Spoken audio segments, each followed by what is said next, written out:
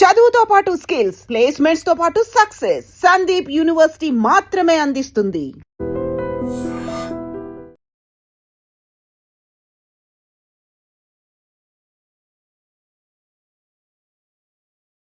నమస్తే, welcome to I dream social spotlight with కవిత.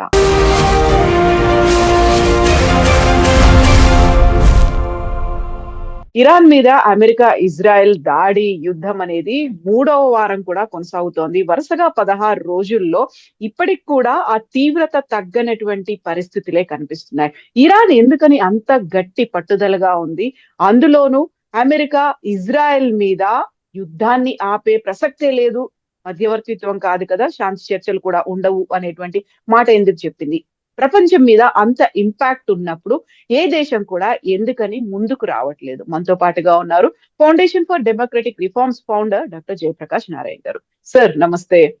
నమస్కారం sir, Iran supreme leader Khamenei చనిపోయిన తర్వాత ఇంకంతా అయిపోయింది, యుద్ధం ఎంతకాలం ఉండదు అనుకున్నారు. బట్ సర్ప్రైజింగ్లీ ఒక థర్డ్ వీక్ కూడా ఎందుకని కంటిన్యూ అవుతుంది సార్ ఇది? కవిత, మీరు అన్నట్లుగా డొనాల్డ్ ట్రంప్ బహుశా ఆ ఖమీని అంతం చేయగానే ప్రభుత్వం కూలిపోతుంది, లొంగిపోతారని చెప్పని భావించారు. అందుకనే దాడి మామూలుగా ఎప్పుడు ప్రారంభించేటప్పుడు అర్ధరాత్రి కొంచెం అకస్మాత్తుగా చేస్తారు. అలాంటిది పట్టపగలు చేసిన కారణం అప్పుడు నిఘా విభాగాల ప్రకారం దొరికాడు ఆయన అక్కడ. ఆయన అంతం చేస్తే సరిపోతుంది అనుకున్నారు. కానీ మరి పత్రికల్లో వస్తున్న వార్తలు కానీ విశ్లేషణలు కానీ చూస్తే స్పష్టంగా ఏమర్థమవుతుందంటే, ఈ మతతత్వవాద ప్రభుత్వం అక్కడ చాలా బలంగా వీళ్ళు అనుకున్నది. ప్రజల్లో వాళ్ళకి మెజారిటీ మద్దతు లేకపోయినా బహుశా 70-80% మంది వ్యతిరేకంగా ఉండొచ్చు ప్రజలు. కానీ ప్రజల వ్యతిరేకత, ప్రజల మద్దతు అక్కర్ల ఎలక్షన్ ఉంటే తప్ప, స్వేచ్ఛాయుతమైన ఎలక్షన్ ఉంటే తప్ప. వాళ్ళకి ప్రజల్ని లొంగ తీసుకునే శక్తి ఉన్నది. మరి ఇతర దేశాలను ఇబ్బంది పెట్టేందుకు తగిన ఆయుధాలు ఉపయోగించేటువంటి పాఠం అన్నది. అందున తక్కువ ఖరీదుతో ఈ డ్రోన్స్ కానీ లేకపోతే షాహిద్ మిసైల్స్ కానీ చాలా తక్కువ ఖరీదుతో చికాకు పెట్టి మరి చుట్టూ ఉన్న అరబ్ దేశాలను కానీ అమెరికాను కానీ ఇజ్రాయెల్ కానీ ఇబ్బంది పెట్టేటువంటి ఆయుధాలు సమకూర్చుకున్నారు. నాయకత్వం పోయినా కూడా ఆ ఇస్లామిక్ రెవల్యూషనరీ గార్డ్ వాళ్ళు యుద్ధం చేయడానికి ముందుగానే జాగ్రత్తగా పథకాలు వేసుకున్నారు. అక్కడ బహుశా అమెరికా ఇజ్రాయెల్ అంచనా తప్పింది. ఇప్పుడేమైంది, ఏకుమేకే కూర్చున్న వాళ్ళు అమెరికాతో యుద్ధంలో గెలవడం అసాధ్యం, యుద్ధంలో గెలవక్కర్ల. యుద్ధంలో ఓడిపోకుండా ఉండి ఆ ప్రభుత్వం కొనసాగితే వాళ్ళు గెలిచినట్లు లెక్క, అమెరికా ఓడినట్లు లెక్క. అంతకంటే ముఖ్యమైనది అదేదో మామూలుగా ఎక్కడో మనకు దూరంగా ఉన్నది, ప్రజలకు సంబంధం లేదు, ప్రపంచ సంబంధం లేదు అనుకుంటే వేరే విషయం. అట్లా కాదు. ప్రపంచానికి ఆయువు కొట్టైనటువంటి ఈ ముడి చమురు ఎక్కువ భాగం, చాలా కీలకమైన భాగం అక్కడి నుంచి వస్తుంది. ఆ మొత్తం కూడా ఒక చిన్న జలసంధి, హార్మోస్ స్ట్రైట్, దాని నుంచి వస్తుంది. దాన్ని దిగ్బంధనం చేయగలిగారు. మరి అమెరికా కానీ మిగతా వాళ్ళు ప్రయత్నం చేసినా కూడా అక్కడ వెళ్ళేటువంటి వ్యాపార నౌకలకి, ఈ ట్యాంకర్స్ కానీ మిగతా వాటికి కానీ భరోసా ఇవ్వలేకపోతున్నారు. ఇన్సూరెన్స్ కంపెనీలు ఇన్సూరెన్స్ ఇవ్వటం లేదు. మరి వీళ్ళ మిసైల్స్ ఏమో షాహిద్ కానీ ఇతర మిసైల్స్ కానీ డ్రోన్స్ కానీ పోయి మరి సౌదీ అరేబియా, అబుదాబి, కువైట్, మన దుబాయ్, బహ్రెయిన్, ఒమాన్, ఖటార్ అన్ని ప్రాంతాల్లో కూడా దాడులు చేయగలుగుతున్నారు చాలా సమర్థంగా. ఎంతో కొంత ఇబ్బంది పెట్టగలుగుతున్నారు. ఆ క్షిపణుల్లో, ఆ డ్రోన్స్లో 100% ఏ రకమైన హాని చేయకపోయినా 100-1-2 అక్కడ కనుక ఆ వలయాన్ని ఛేదించుకుంటే హాని చేయగలుగుతున్నాయి. అందున అది ప్రాణాంతకమైనటువంటిది. అక్కడ ఒకటి ముడి చమురు తీసుకొచ్చేటువంటి ఆ ఇన్ఫ్రాస్ట్రక్చర్ని, మౌలిక సదుపాయాన్ని, ముడి చమురు భూమి నుంచి వెలికి తీయడం కావచ్చు, పైప్ లైన్స్ కావచ్చు, ఇతరమైనవి కావచ్చు, లేకపోతే పోర్ట్స్ కావచ్చు, ధ్వంసం చేశారనుకోండి మొత్తం ముడి చమురు రవాణా ఆగిపోతుంది. అట్లాగే మంచినీళ్ళు, అక్కడ ఎడారి ప్రాంతం, ఇజ్రాయెల్ కానీ సౌదీ అరేబియా కానీ మిగతా దేశాలు కానీ మంచినీళ్ళ కోసం 180-90 పాళ్ళు సముద్ర నీళ్ళ నుంచి డీసాలినేషన్ ద్వారా తీసుకొస్తారు. ఆ డీసాలినేషన్ ప్లాంట్స్ దెబ్బ కొట్టారనుకోండి అక్కడ మనుషులు తాగడానికి మంచినీళ్ళు ఉండవు అక్కడ, కానీ అట్లా ప్రాణమైపోతుంది. ఇప్పుడు మనలాగా విస్తారమైన భూమి ఉండి అక్కడ వర్షాలు, అక్కడ అడవులు, అక్కడ సహజ వనరులు సహజంగా ఉన్నాయనుకోండి, యుద్ధం చేసినా కూడా సామాన్య ప్రజలకు రోజువారీ జీవితంలో ఇబ్బంది కలగదు. అక్కడ అట్లా కాదు, ఒక జీవనమరణ సమస్యగా మార్చేశారు. రెండోది, ఇరాన్లో వాళ్ళు ఒక మతాన్ని నమ్మినట్టు కనిపిస్తుంది స్పష్టంగా. మతత్వ పార్టీ అయినా కూడా అంతగా నమ్మికొందా లేదో అనుకున్నారు. కానీ బహుశా మేము ప్రాణాలు పోయినా కూడా, ప్రాణం పోతే అల్లాకి మేము సేవ చేసినట్లు అనే భావం కనుక వాళ్ళలో సగం మందికి ఉన్నా సరే ప్రాణాలు తెగించి పోరాడుతున్నారు. అంచేత ఇక మూడోది గల్ఫ్ ప్రాంతంలో మిగతా దేశాలకి జీవనమరణ సమస్య అన్నది. ఇది ఆటోపేడి తేల్చుకోవడం అంతే తప్ప దీనిలో ఇంకా రాజీకి తావలేని పరిస్థితి వచ్చింది. ట్రంప్ యుద్ధం ప్రారంభించినప్పుడు వార్ ఆఫ్ చాయిస్ అంటే ఆయన యుద్ధం ప్రారంభించక్కర్లా, దాన్ని ఆపొచ్చు. అట్లాగే సంప్రదింపులు జరుపుతున్నాయి, దాన్ని కొనసాగించవచ్చు దౌత్యంగా.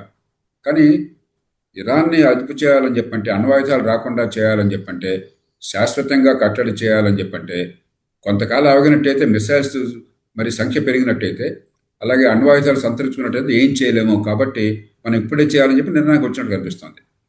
కానీ ఇప్పుడు ఏమైంది, అప్పుడు ఆనాడు వార్ ఆఫ్ చాయిస్ అయినా కూడా ఇవాళ వార్ ఆఫ్ నెసెసిటీ అయింది. ఎప్పుడైతే మీకు ఆ హార్మస్ స్ట్రైట్ అక్కడి నుంచి మనకి ఆయిల్ రాకుండా ప్రపంచాన్ని మొత్తానికి ఆపగలుగుతున్నారో అది మన ప్రపంచానికి ప్రాణాంతకమైంది. అలాగే ఇది తూర్పున ఉన్నది సౌదీ అరేబియాకి, దానికి పశ్చిమాన అక్కడ ఉంది రెడ్ సీ, ఎర్ర సముద్రం. సూయజ్ కెనాల్ ఎర్ర సముద్రంలోకి వస్తుంది మీకు మెడిటరేనియన్ సీ దగ్గర నుంచి. అక్కడ కూడా ఆపేశారు అనుకోండి, హౌతీస్ ఉన్నారు అక్కడ మీకు యెమెన్ ఉన్నది, యెమెన్లో హౌతీస్ ప్రభావం చాలా ఉన్నది. వాళ్ళంతా కూడా ఈ ఇరాన్కి అనుచరు, ఇరానే వాళ్ళ పెంచి పోషించింది. వాళ్ళు అక్కడ కూడా అడపదడప ఆపుతుంటారు ఓడల్ని. ఈసారి గట్టిగా దిగ్బంధనం చేశారనుకోండి, ప్రపంచం అల్లకల్లోలం అయిపోతుంది. కాబట్టి ఈవేళ ఎట్లగొట్ల ముందు దిగ్బంధనాన్ని అరికట్టాలి. అక్కడి నుంచి ప్రపంచంలో ఈ ముడి చమురు వాణిజ్యానికి ఇబ్బంది లేకుండా ఏర్పాటు చేయాలి. అది ప్రపంచానికి అవసరమైనది. దానికి ఇరాన్ సహకరిస్తే సరే, లేకపోతే విధ్వంసం అనివార్యమవుతుంది. ఇలాంటి పరిస్థితుల్లో ఇప్పుడు లోపల దాకా వెళ్లారు, ఇంత కంటిన్యూ అవుతోంది. అమెరికా వెళ్తోంది, జపాన్ అడిగింది, ఆ తర్వాత చైనాని అడుగుతోంది, రష్యాని అడుగుతోంది, ఆస్ట్రేలియా దగ్గర నుంచి ప్రతి ఒక్కరిని మాకు హెల్ప్ చేయండి, లేకపోతే మీ దగ్గర ఉన్నటువంటి వార్ షిప్స్ ని పంపించండి. అలాంటి సిచ్యువేషన్ రావడం అనేది స్టార్ట్ చేశారు. అనుకున్న లక్ష్యం ఏంటి, అక్కడి దాకా వెళ్ళగలిగారా లేదా, ఆ తర్వాత ప్లాన్ ఏ, ప్లాన్ బి ఇలాంటివన్నీ లేకుండా ఎందుకని ఇంకా కంటిన్యూ చేయాలని కోరుకుంటుంది అమెరికా? చాలా మంది అనుకునేది కూడా మీరు చెప్పిందే. అంటే ముందస్తుగా వ్యూహం లేకుండా, ప్రణాళిక పకడ్బందీగా లేకుండా ఒక్కసారి గనక శిరచ్ఛేదనం చేసినట్టయితే, ఐతల్లా ఖమీనీని అగ్రనాయకత్వాన్ని కనుక సఫా చేసినట్టయితే మనం యుద్ధం గెలిచినట్టయితే చెప్పి భావించారు తప్ప తర్వాత ఏమవుతుంది ఒకవేళ అనుకున్నట్టు సఫలం కాకపోతే అని చెప్పి ఆలోచించినట్టు కనిపించట్లేదు. మనకు తెలిసినంత వరకు తెలియకుండా ఉన్నదో మనకు తెలియదు. ఇప్పుడు అమెరికాకి వెనక్కి వెళ్ళాలని చెప్పండి ఇబ్బంది ఏంటంటే, ఇప్పటిదాకా ఇరాన్ లేస్తే మనిషిని కాదని చెప్పి అన్నారు. కానీ ఇప్పుడు లేచి మేము అక్కడ అరబ్ దేశాల మొత్తాన్ని చీకాకుల పాలు చేయగలము, అక్కడ ఆర్థిక వ్యవస్థను చిన్నాభిన్నం చేయగలము, అక్కడి నుంచి ముడి చమురు ఎగుమతుల మొత్తాన్ని ఆపేయగలము, సముద్రంలో నౌకాయాన మార్గాలన్నీ మూసేయగలమని చెప్పి రుజువైంది. కాబట్టి ఇక శాశ్వతంగా ఆ ప్రాంతం మొత్తం, ఆ మేరకు ప్రపంచం మొత్తం ఇప్పుడు ఇరాన్కి లోబడి ఉండాల్సి వస్తుంది, అంటే భయపడుతూ ఉండాల్సి వస్తుంది. ఎప్పుడేం జరుగుతుందో తెలియదు. కాబట్టి ఇప్పుడు అమెరికా దృష్టిలో ఆలోచించినట్టయితే, అది పాశ్చాత్య దేశాల దృష్ట్యా ఒక రకంగా చూస్తే మలనాటి దేశాల దృష్ట్యా కూడా ఆలోచిస్తే, శాశ్వతంగా ఈ సముద్రయాన నౌకాయాన మార్గాలన్నీ కూడా తెరిచుంటాయి, దానికి భద్రత ఉంటుంది నమ్మకం లేకపోయినట్టయితే రేపు ఎప్పుడైనా ముప్పు రావచ్చు. కాబట్టి అమెరికాకి ఏంటి, ఇప్పుడు ఎట్లా కొట్ల ఆ నౌకాయానాన్ని మేము ఖచ్చితంగా రక్షించగలమని చెప్పిన విశ్వాసం కలిగించాలి. అందుకోసం మీరు చెప్పినట్టుగా ఇతర దేశాలను కూడా మద్దతు కోరటం. ఇప్పుడు ఉదాహరణకి భారత్ ఉందనుకోండి, పక్కనే ఉన్నాం మన ఓడలు వెళ్ళినాయి అనుకోండి, అక్కడ అమెరికా ఎక్కడి నుంచో తీసుకోవడం అంటే కొన్ని వారాలు నెలలు పడుతుంది. అన్ని చోట్లకి కూడా ఓడలను పంపించలేరు. మనకు పక్కనే ఉన్నది, మన హిందూ మహాసముద్రం దరిదాపుల్లో ఉన్నది. కాబట్టి మన ఓడలు అక్కడ కనుక సహకరించినట్టయితే వాళ్ళకి తెలియవుతుంది. కానీ మన సమస్య ఏమిటి, మన ఎవరిని అడగకుండా యుద్ధాన్ని పెట్టుకున్నారు. ఇది ప్రపంచానికి ఇవాళ అవసరమే, ఆ నౌకాయాన మార్గాన్ని ఓపెన్ తెరిచి ఉంచడం అని చెప్పినది. కానీ అనవసరంగా మనం దానిలో చేపెడితే రేపొద్దున వాళ్ళు టెర్రరిజాన్ని మన మీద గురికి చూపినట్లయితే మనకి ఇబ్బంది అవుతుంది కదా. భారతదేశం ఉంది, మనకి చాలా పెద్ద ఎత్తున ముస్లిమ్స్ ఉన్నారు. దానిలో 20% మంది షియాలు ఉన్నారు. వీళ్ళందరిలో స్లీపింగ్ సెల్స్ ఏమన్నా ఉండి వాళ్ళు టెర్రరిజాన్ని పెంచవచ్చు, రేపొద్దున మనకి దీర్ఘకాలంగా చీకాకులు పాలు చేయొచ్చు అని ప్రతి దేశం కూడా బేరీజ్ వేసుకుంటుంది. మరి కాలం గడిచే కొద్దీ మనకు తెలుస్తుంది. ఖచ్చితంగా కనుక ఈ ఆయిల్ అందటం లేదు, ఇరాన్ దీనికి సుముఖంగా లేదు, దీన్ని అంతం చేయడానికి అని చెప్పిన భావం కలిగినట్టయితే బహుశా ప్రపంచం అంతా కలిసి చేయాల్సి వస్తుంది. దానికి అంతర్జాతీయ ఐక్యరాజ్య సమితి కూడా ఒక తీర్మానం చేయాల్సి ఉంటుందేమో చూద్దాం. అది కూడా మన చైనా సహకరిస్తుందా, రష్యా సహకరిస్తుందా, శాస్త్ర సభ్యత్వం కదా వాళ్ళకి కనీసం మౌనంగా ఉన్నట్టయితే జరుగుతుంది, లేకపోతే వాళ్ళు వీటిలో చేసినట్టయితే అది కూడా జరగదు. అందుకని ఏం జరుగుతుందో చూద్దాము. కానీ ఖచ్చితంగా ఇది సమస్య ఎవరు ప్రారంభించినా మనందరికీ సమస్యగా పరిగణిస్తుంది. భారతదేశం కావచ్చు, చైనా కావచ్చు, జపాన్ కావచ్చు, ఇతర దేశాలు కావచ్చు. ప్రపంచం మొత్తానికి సమస్యగా పరిణిస్తాం. Yes sir. మరి మరి భారతదేశం ఏం చేస్తోంది సార్? ఒక రకంగా క్రైసిస్ అనేది కనిపిస్తుంది. ఫస్ట్ ఇనీషియల్ డేస్ లోనేమో గ్యాస్ ధర పెంచారు. ఆ తర్వాత గ్యాస్‌కే కష్టాలొచ్చాయి అనేది వినిపిస్తోంది. ఆ తర్వాత ఈ ఇంపాక్ట్ ఇంధనం మీద కూడా పడుతుందేమో అనేటువంటి ఒక రకమైనటువంటి భయాలు ఉన్నాయి. ప్లానింగ్, ఎగ్జిక్యూషన్ అనేది మన దగ్గర ఎలా ఉంది సార్? ఇప్పుడు ప్రపంచం మొత్తంలో చైనా దగ్గర ఏంటంటే నిల్వలు ముందుగా ఉంచుకున్నారు వాళ్ళు. హ్మ్. ఒక 400 మిలియన్ బ్యారెల్స్ దాకా చైనాలో ఉందని చెప్తున్నారు. 400 మిలియన్ బ్యారెల్స్ అని చెప్పి 400 ఇంటూ ఒక $70 వేసుకున్నా కూడా గతంలో ఉన్న రేటు ఒక $30 బిలియన్ ఒక్క చమురు నిల్వల రూపంలోనే కొని దాచిపెట్టుకోవడం ఉంది. మన దగ్గర అంత లేదు. మన దగ్గర అంతా కలిపితే రిఫైన్ చేసిన తర్వాత కానీ చేయకముందు కానీ మొత్తం కలిపితే బహుశా ఒక 100 దాకా ఉందనుకుంటున్నారు. సరిగ్గా ఎవరు చెప్పరు. ఎందుకంటే అంతర్జాతీయ సమాజంలో మన గుట్టంతా బయటపడితే మన మీద ఒత్తిడి పెరుగుతుంది. మనకు అంత లేదు. ఎంత ఎక్కువ పెట్టాలంటే అంత విదేశీ మాత్రమే అక్కడ పెట్టించాలి. అంటే ఏ ఉపయోగం లేకుండా కొనేసి అక్కడ పెట్టుకుంటారు. అది తేలికైన విషయం కాదు. ఒక సమస్య అది. అలాగే గ్యాస్ ఒకప్పుడు మన దేశంలో మన ఉత్పత్తి మన దేశానికి సరిపోయేది. బాంబే హైలో కానీ మిగతా చోట్ల గానీ వచ్చే గ్యాస్ సరిపోయేది. కానీ మంచి ఉద్దేశంతో ప్రభుత్వం ఏం చేసింది?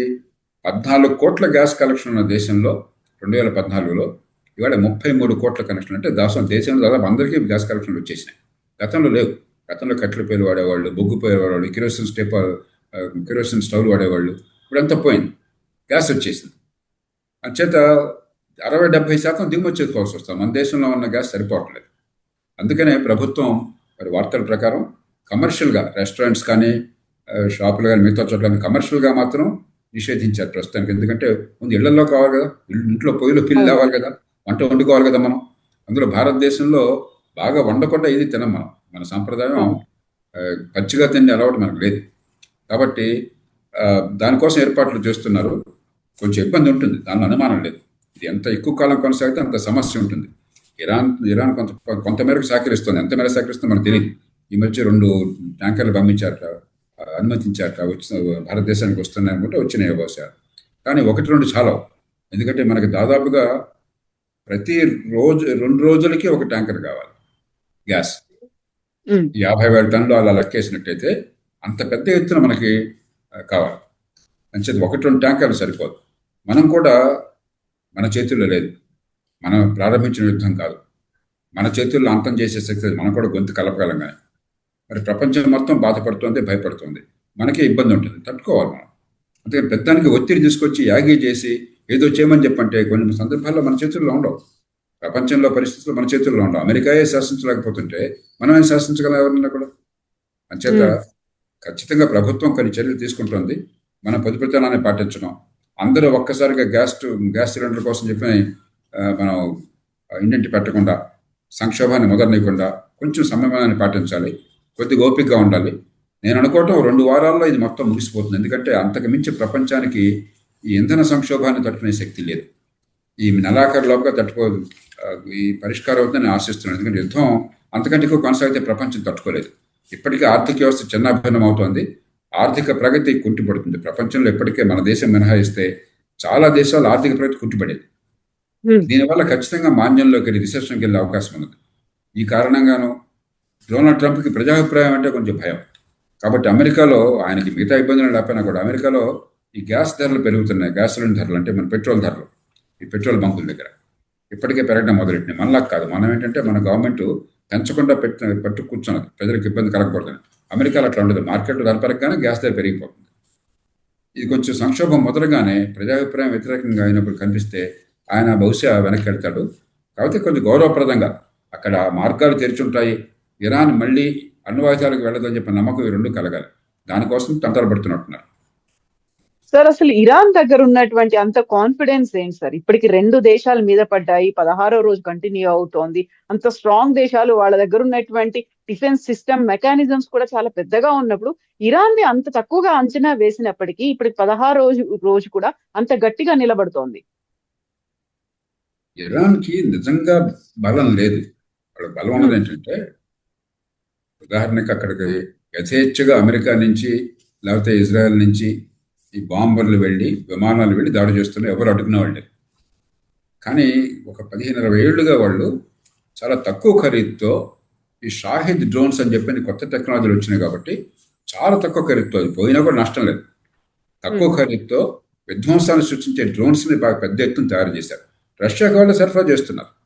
యుక్రెయిన్ యుద్ధంలో రష్యా వాడినటువంటి డ్రోన్లు చాలా మేరకు ఇరాన్ నుంచి వెళ్ళినవి. ఈ డ్రోన్లు తట్టుకునే శక్తి పాశ్చాత్య దేశాలకు లేదు. పాశ్చాత్య దేశాలకు చాలా ఖరీదైనటువంటి యాంటీ మిసైల్ ఉన్నాయి. పేట్రియాట్ మిసైల్ అని, థాడ్ మిసైల్ అని, అవన్నీ కూడా కోట్లాది రూపాయలు లేకపోతే 10 లక్షలాది డాలర్లు ఖర్చు చేస్తారు. అంటే ఇరాన్ కనుక ఒక $500, $1000, 10,000 డాలర్లతోనో ఈ డ్రోన్ పంపిస్తే దాన్ని ఎదుర్కోవటం కోసం వీళ్ళు $1 మిలియన్, $2 మిలియన్, $5 మిలియన్ ఖర్చు పెట్టాల్సి వస్తారు. అంటే వాళ్ళు 5-10 లక్షలు వాళ్ళు ఖర్చు పెడుతుంటే ఎదుర్కోవడానికి 5-10 కోట్లు వీళ్ళకి ఖర్చు అవుతుంది. దాంతో ఏమవుతుంది, ఎన్ని వాళ్ళు మిసైల్స్ పంపిస్తే వీళ్ళందరికీ కూడా యాంటీ డ్రోన్ లేదా యాంటీ మిసైల్ వెపన్స్ డిప్లీట్ అయిపోతున్నాయి. అమెరికా మొత్తం తలకిందులు తపస్సు చేసినా కూడా వాళ్ళు ఉత్పత్తి చేయగలిగేది అమెరికా లాంటి దేశం కూడా, అది ప్రపంచ యుద్ధం లాంటిది వస్తే ఉత్పత్తి పెంచుతారు. మామూలుగా వాళ్ళు ఉత్పత్తి చేసేది కొన్ని వందల్లో ఉంటుంది ప్రతి సంవత్సరం.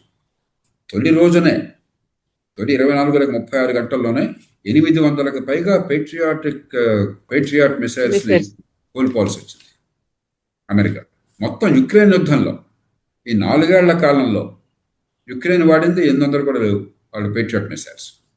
ఒక్కరోజు అన్ని మిసైల్స్ను పోగొట్టుకోవాల్సి వచ్చింది. కాబట్టి ఎసిమెట్రిక్ వార్ఫేర్ అంటారు. తక్కువ ఖరీదుతో ప్రత్యర్థిని చీకాకు పెట్టడం నేర్చుకున్నారు ఇరాన్ వాళ్ళు. దానికి అమెరికా సిద్ధపడలేదు. అందుకని ఇప్పుడు యుక్రెయిన్ దగ్గర సాయం కోరుతున్నారు. ఎందుకంటే రష్యా నుంచి ఇలాంటి ఈ డ్రోన్లు కానీ ఈ షాహిద్ మిసైల్స్ కానీ వెళుతుంటే దాన్ని ఎదుర్కొనేటువంటి టెక్నాలజీని యుక్రెయిన్ రూపొందించుకున్నారు. వాళ్ళు కూడా తక్కువ ఖరీదుతో ఎదుర్కోగలుగుతున్నారు. వాళ్ళ నుంచి ఇప్పుడు నేర్చుకుంటున్నారు. కానీ ఇవన్నీ ఇప్పుడు నేర్చుకుని ఇప్పుడు మొదలెట్టి, ఇప్పుడు ఆకలిస్తోందని చెప్పంటే ఇప్పుడు కూరగాయలు తీసుకొచ్చి ఇప్పుడు కోసి ఇప్పుడు వండి టైం పడుతుంది కదా, క్షణాల్లో జరగదు కదా. కాబట్టి ఎసిమెట్రిక్ వార్ఫేర్, పెద్ద ఖర్చు లేకుండా, మీకు రక్షణ లేకపోయినా కూడా ఇతరుల మీద దాడి కొట్టి వాళ్ళు ఇబ్బంది పెట్టడం ఎలాగో నేర్చుకున్నారు. రెండోది, చాలా కీలకమైన ప్రాంతంగా పెట్టడం ఆయువు పట్లు. అక్కడ ముడి చమురు తీసుకొచ్చేటువంటి ఆ ఇన్ఫ్రాస్ట్రక్చర్ కావచ్చు, ఎగుమతి చేసే ఇన్ఫ్రాస్ట్రక్చర్ కావచ్చు, ఓడలు పోకుండా నేవల్ బ్లాకేడ్ చేయడం కావచ్చు, అక్కడ హార్మస్ స్ట్రైట్లో ఆ ప్రాంతం మొత్తంలో నౌకాయానం మొత్తాన్ని ఆపడం కావచ్చు, రేపొద్దున మంచినీళ్ళకు కూడా ఆపేస్తామని భయపెట్టడం కావచ్చు, అలాగే ఇంటర్నేషనల్ ఎయిర్పోర్ట్స్ లాంటి వాటిని దాడి చేయడం కావచ్చు, ఇవన్నీ నేర్చుకున్నారు. కాబట్టి ఇప్పుడు సౌదీ అరేబియా ఏం చేస్తోంది, తూర్పు తీరంలో మామూలుగా అక్కడ ఎక్కువగా ఆయిల్ని ప్రపంచానికి ఎగుమతి చేస్తారు. ఆ తూర్పు తీరంలో ఉన్నటువంటి అబ్ఖైక్ అని ఒక నగరం ఉన్నది, అది పర్షియన్ గల్ఫ్లో ఉన్నది. అక్కడ ఇరాన్ దాడులు వస్తాయని చెప్పని, లేకపోతే హార్మస్ స్ట్రైట్ నుంచి వెళ్ళడానికి సాధ్యం కాదని చెప్పని వాళ్ళు ముందుగానే పైప్ లైన్ పెట్టుకున్నారు. పశ్చిమ తీరానికి పోతుంది. పశ్చిమ తీరంలో యాన్బూ అని చెప్పిన ఒక నగరం ఉంది, ఆ నగరానికి వెళ్తుంది. రోజుకి 7 మిలియన్ బ్యారెల్స్, అంటే సౌదీ అరేబియా ఉత్పత్తి చేసే మొత్తం దాదాపు అక్కడికి వెళ్ళిపోతుంది. అక్కడ పంపిస్తున్నారు. ఇప్పుడు అక్కడి నుంచి సూపర్ ట్యాంక్స్లో పంపిస్తున్నారు. కాబట్టి ప్రత్యామ్నాయ మార్గాలని ప్రపంచం ఎంచుకోవాలి, ఎందుకంటే అవన్నీ చాలా ఖరీదైనటువంటి. ఈ అనుభవం తర్వాత బహుశా ఇక రేపొద్దున ఇలాంటి సమస్య అనేది ఎట్లా అని చెప్పి ప్రపంచం చాలా పెట్టుబడి పెట్టాల్సి వస్తుంది.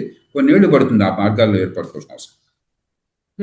ఆల్టర్నేట్స్ అనేది ప్రతిసారి, ఇప్పుడు కరోనా సడన్ గా వచ్చినప్పుడు మనం ఆల్టర్నేట్స్ చూసుకున్నాం, ఏమున్నాయి ఇంపాక్ట్ కాకుండా ఉండడానికి, స్టాండ్ స్టిల్ అవ్వకుండా ఉండడానికి. అలాంటి పరిస్థితి ఒకవేళ వస్తే అనేది మళ్ళీ మనం ఊహించుకోవాలి, ఎందుకంటే హర్ముజ్ జలసంధి మీద ఇంపాక్ట్ అనేది చాలా ఉంటుంది కాబట్టి.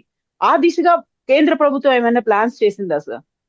ఇప్పటికే మనం ఏంటంటే ఇరాన్ నుంచి కొంటున్నాం ఆయిల్ని, సౌదీ అరేబియా నుంచి, ఇతర గల్ఫ్ దేశాల నుంచి కొంటున్నాం, రష్యా నుంచి కొంటున్నాం. అనవసరంగా రష్యా నుంచి కొనకూడదని అమెరికా నిషేధించింది, మళ్ళీ వాళ్ళే ఎత్తేయాల్సి వచ్చింది. ఎందుకని, లేకపోతే చమురు ధరలు మరీ పెరిగిపోతాయని చెప్పాను. కాబట్టి ఇప్పటికే మనం డైవర్సిఫై చేసాం. ఒక చోట నుంచి కొంటాం కాకుండా అమెరికా నుంచి కొంటున్నాం. వెనిజువేలాలో ఆలోచిస్తే అక్కడి నుంచి కొనడానికి సిద్ధంగా ఉన్నాం. ఎక్కడ వీరుంటే అంటే ఎన్ని ఎక్కువ చోట్ల నుంచి కొనే అవకాశం ఉంటే అంత ఎక్కువగా మనకి కొంచెం భద్రత ఉంటుంది. ఇక రేపొద్దున దీర్ఘకాలం చేయాలని చెప్పంటే నిల్వ సామర్థ్యాన్ని పెంచుకోవాలి మనం. అలాగే ప్రపంచం దీర్ఘకాలికంగా దీన్ని తట్టుకోవాలంటే పరిస్థితులు అని చెప్పంటే ప్రత్యామ్నాయంగా పైప్ లైన్స్ కానీ, ఇప్పుడు ఎలాగైతే సౌదీ అరేబియా మీకు అబ్ఖైక్ నుంచి యాన్బూ దాకా పైప్ లైన్ 1400 కిలోమీటర్ల పైప్ లైన్ వేసుకున్నారు. అలాంటివి ఒక్కరోజు వచ్చే కాదు, కొన్ని $100 కోట్ల దానికోసం ఖర్చు పెట్టాల్సి ఉంటుంది. ఆ ఖర్చుకి ప్రపంచం సిద్ధపడాలి. ఆ మేరకు ప్రపంచం మీద భారం పెరుగుతుంది, ఆయిల్ ఖర్చులు పెరుగుతాయి, ఆయిల్ ధరలు పెరుగుతాయి ఆ మేరకు. కానీ తప్పదు, ఎందుకంటే ఇప్పుడు ఇంధనం లేకపోతే ప్రాణాంతకం అవుతుంది. ఇంకో బహుశా 20 ఏళ్ళు దాటిన తర్వాత కాలక్రమేణా ఎలక్ట్రిక్ కార్లు, పెద్దగా పెట్రోల్ డీజిల్ అవసరం లేని లోకం వచ్చిన తర్వాత అప్పుడు ఇబ్బంది ఉండదు. కానీ అప్పటిదాకా వచ్చే 15-20 ఏళ్ల పాటు ఈ అనుభవాన్ని దృష్టిలో పెట్టుకుని యుద్ధం అంతమైన తర్వాత కూడా దినదినగండా 100 ఏళ్ళ ఆయుష్ మనకి. ఎంత టైం పడుతుంది అనుకుంటున్నారు సార్ మీరు యుద్ధం ఆగడానికి? నేను నెలాఖరికి అవుతుందని నేను ఆశపడుతున్నాను. ఎందుకంటే ఇప్పటికే $100 దాటిపోయింది ఇది అవును. బ్యారెల్ ముడి చమురు ధర, $70 నుంచి. ఇది కొనసాగితే 150 ఆ పైన కూడా వెళ్ళిన ఆశ్చర్యపోవక్కర్లేదు. ఎందుకంటే ప్రపంచంలో గత 100 ఏళ్లలో 100 ఏళ్ల క్రితమే ఆయిల్ ప్రారంభమైంది మనకు వాడకం. 100 ఏళ్ల క్రితమే మీకు ప్రపంచంలో ఈ మోటార్ కార్లు రావటము, ఆయిల్ వాడటం. అప్పటిదాకా ఈ ఆయిల్ వాడేవాళ్ళు కాదు. ఈ 100 ఏళ్లలో ఇంత ఎక్కువగా ఈ ఆయిల్ రవాణాకి అంతరాయం కలగల ఇంత ఉమ్, పెద్ద స్థాయిలో. కాబట్టి ఆయిల్ ధర విపరీతంగా పెరుగుతుంది. ఆయిల్ అనేది మంచినీళ్ళు ఎలాగైతే జీవన అవసరమో, ఇప్పుడు మంచినీళ్ళు అసలు తాగడానికి నీళ్ళు లేవనుకోండి, ఆ నీళ్ళకి వెలగట్లేము. ఇక ఒక ఉమ్, గ్లాసు ₹1,00,000 ఇవ్వాలి మనం, బతకాలి కదా. అవును. ఆయిల్ కూడా అట్లాగే ఇన్ఎలాస్టిక్ డిమాండ్ అంటారు. అంటే మనకి వాహనాలు కానీ, మరి కొన్ని రసాయన పరిశ్రమలు కానీ, ఎరువులు కానీ, ఇవన్నీ కూడా ఆయిల్ మీద ఆధారపడి ఉన్నాయి. అది అవసరం. ఇప్పటికీ ఎరువుల ధరలు 40-50% పెరిగినాయి అంతర్జాతీయ మార్కెట్లో. ఆయిల్ ధర 40-50% పెరిగింది. గ్యాస్ ధర 50-70% పెరిగింది. రేపు పొద్దున ఇంకా రెట్టింపైన ఆశ్చర్యపోకర్లేదు. అంత ఎక్కువైనప్పుడు ప్రపంచం భరించలేదు. ప్రపంచం అంతా ఆర్థికంగా తీవ్రమైన కల్లోలంలో పడుతుంది. ఇరాన్ మీద ఒత్తిడి పెడతాం, ఇప్పుడు చైనా కూడా కలిసి రావాలి. రష్యా కలిసి రాకపోవచ్చు. రష్యాకు చాలా లాభం ఇది. ఎందుకంటే ఇక్కడ గల్ఫ్ ప్రాంతాల నుంచి ఆయిల్ అందకపోయినట్టయితే, గ్యాస్ అందకపోతే అమ్ముకునేది ఎవరు? రష్యా. ధర పెరిగితే లాభం వచ్చేది వరకు రష్యాకి. కాబట్టి రష్యా కలిసి రాకపోవచ్చు, కానీ చైనా బహుశా కలిసి రావచ్చు. అయితే మరి చైనాతో చాలా లౌక్యంగా వ్యవహరించాలి డొనాల్డ్ ట్రంప్. బెదిరించడం కాదు, మర్యాదగా వ్యవహరించి, మన ఇద్దరం పూనుకోకపోతే ఎట్లా, 2 పెద్ద దేశాలు అని చెప్పని మర్యాదగా మాట్లాడితే వాళ్ళు ఒప్పుకుంటారో చూద్దాం. Yes, sir. Thank you so much, sir. Thank you, sir. And for more videos, Please subscribe to iDream. Please subscribe to iDream. Please subscribe iDream. And please subscribe to iDream. For more videos, subscribe to iDream. please like, share and subscribe to the channel. Congratulations, iDream. Subscribe to iDream. Subscribe to iDream. So subscribe to iDream Media. iDream की iDream team अंदर की huge congratulations. Please subscribe iDream Media. Please subscribe to iDream. Subscribe iDream. Please subscribe to iDream. iDream అంటే నా కళల ఛానల్ను subscribe చేసుకున్న నోరు తిరుగుతలేదు, మీరైతే గంట గుర్తు కొట్టండి. For more such videos, please subscribe to iDream. Subscribe to iDream. Please subscribe to iDream. Please subscribe iDream Media. Please do subscribe to iDream. Please subscribe to iDream Media. For best entertainment and information, please subscribe iDream. And don't forget to subscribe to iDream.